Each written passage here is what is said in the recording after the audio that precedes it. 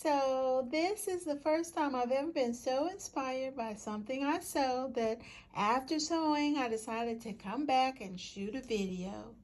But these are the Simplicity, let's see, over there and look. Simplicity 8177 pants. I finally got to use a double needle, and I did that on the yoke bottom and top. It looks, not that great on the inside, but it's still a clean, wonderful stitch. But it looks so good. Just gotta remember to know that the double needles don't handle double thickness of the fabric very well at all. But these are my first belt loops. They came out really neat, and it was fun to top stitch that close to the edge on the belt loops like that.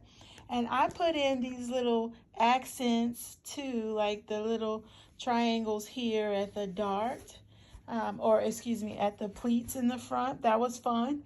One of the things that I really liked about how she did this pattern was that when you are done, you sew the crotch curve in the very last stitch other than a hem, which you can see I still need to hem these. But that meant that your crotch perfectly lines up like a professional, and it just looks so neat and clean. One thing that I did do is, let me just stop the video and